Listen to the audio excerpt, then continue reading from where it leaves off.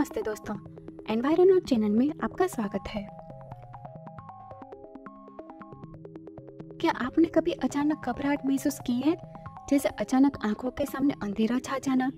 आपको अचानक से सब कुछ घूमता हुआ नजर आता है। ब्रेन में ब्लड फ्लो की कमी के कारण कॉन्शियसनेस का टेम्पररी लॉस होता है, जिसे फेंटिंग या बेहोशी कहते हैं और साइंटिफिक लैंग्वेज में इसे सिनकपी कहते हैं।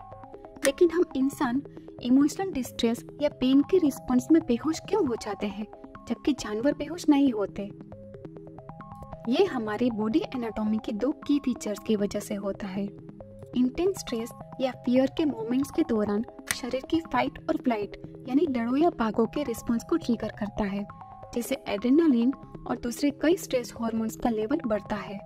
ये उछाल ब्लड को तेजी से पंप करने के लिए हार्ट रेट और ब्लड प्रेशर तेजी से बढ़ने का कारण बन सकता है। मसल्स को ज्यादा ऑक्सीजन पहुंचाने के लिए ब्लड वेसल्स डाइल्यूट हो जाते हैं।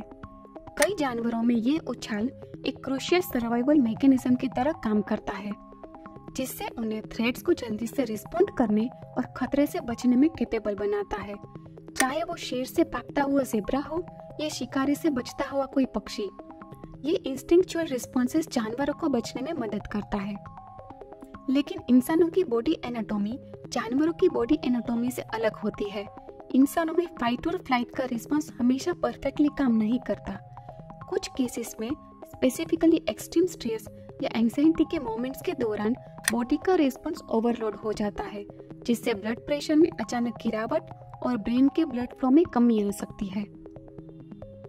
हालांकि कभी कभी ये रिफ्लेक्स थोड़ा ज्यादा हो जाता है। पैरासिम्पैथेटिक नर्वस सिस्टम में एक key player vagus nerve over stimulated हो जाती है। इससे हार्ट रेट और ब्लड प्रेशर अचानक लो हो जाते हैं। ब्लड वेसल्स में रिलैक्सेशन, स्पेसिफिकली पैरों की मसल्स रिलैक्स हो जाती है, जिससे ब्लड प्रेशर कम हो जाता है और पैरों में जमा होता है। इसलिए ब्रेन में ब्लड कम पहुंचता है। ये एक टेम्पररी ऑक्सीजन शॉर्टेज क्रिएट करता है, जिससे चक्कर आना और अल्टीमेटली बेहोशी हो जाती है। लेकिन जानवर बेहोश क्यों नहीं होते? शेर से लेकर छोटी चींटी तक के जानवर अलग अलग एनवायरनमेंट में सर्वाइव करने और पनपने की रिमार्केबल एबिलिटी रखते हैं। इंस्टिंक्टिवली ये जानते हैं कि थ्रेट्स और चैलेंजेस को रिस्पॉन्ड कैसे करना है।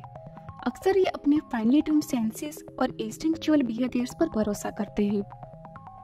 लेकिन इंसानों में दो अलग चीजें हैं, बिग ब्रेन और ब्रेन हार्ट से ज्यादा ऊंचाई पर होता है। बिग ब्रेन्स यानी बिग डिमांड्स। हमारा दिमाग ज्यादा एनर्जी कंज्यूम करता है और बॉडी ऑक्सीजन का 20% हिस्सा लेता है। ये हाई डिमांड उन्हें ब्लड फ्लो डिस्ट्रप्शंस के लिए वल्नरेबल बनाती है। ज्यादातर चार पैरों पर चलने वाले जानवर से अलग हमारा सीधे खड़े रहने की वजह से हमारा ब्रेन हमारे हार्ट से ऊपर रहता है, जिसकी वजह से हार्ट को ब्रेन तक ब्लड पहुंचाने के लिए कांस्टेंट लड़ना पड़ता है। और साथ ही जानवरों के फेंट ना होने में और भी कई फैक्टर्स कंट्रीब्यूट करते हैं। ज्यादातर जानवरों का ब्रेन बॉडी की कंपैरिजन में छोटा होता है, जिसके लिए ऑक्सीजन की जरूरत भी कम होती है। चार पैरों वाले जानवरों में ब्लड को कम ट्रैवल करना पड़ता है, जिससे बेहोशी की पॉसिबिलिटी भी कम हो जाती है। जबकि कई जानवर टॉनिक इमोबिलिटी यानी मरने की एक्टिंग कर सकते हैं, पर वो बेहोश नहीं होते। शायद उनके दिमाग में ऑक्सीजन की कमी का अनुभव ही नहीं होता। इंसानों में सभी बेहोशी एक जैसी नहीं होती। बेहोशी के अलग अलग टाइप्स होते हैं, जिनमें से हर एक स्पेसिफिक मैकेनिज्म से ट्रिगर होता है। वेसोवेगल सिनकपी इमोशनल डिस्ट्रेस, पेन या यहाँ तक कि बहुत देर तक खड़े रहने के कारण होने वाला सबसे कॉमन बेहोशी का टाइप है। ऑर्थोस्टैटिक हाइपोटेंशन, डिहाइड्रेशन या कुछ मेडिकेशंस के कारण खड़े होने पर ब्लड प्रेशर में अचानक गिरावट होता है, जिससे भी बेहोशी हो सकती है। कैरोटिड साइनस सिनकपी, कभी कभी टाइट कॉलर्स के कारण गर्दन में कैरोटिड आर्टरी पर प्रेशर से बेहोशी हो सकती है। लेकिन इंसानों में बेहोशी के कुछ बेनिफिट्स भी हैं। कुछ थ्योरी सजेस्ट करती है कि ये स्ट्रेसफुल इवेंट के दौरान हार्ट रेट को कम करके हार्ट को डैमेज से प्रोटेक्ट कर सकता है। लोअर ब्लड प्रेशर किसी इंजरी या चोट से ब्लड लॉस को मिनिमाइज करने में मदद कर सकता है।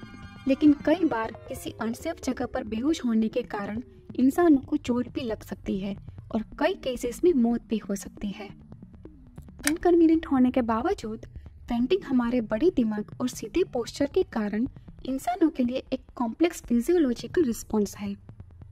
हालांकि हमेशा अच्छा नहीं होता, पर इसके कुछ हिडन बेनिफिट्स भी हो सकते हैं।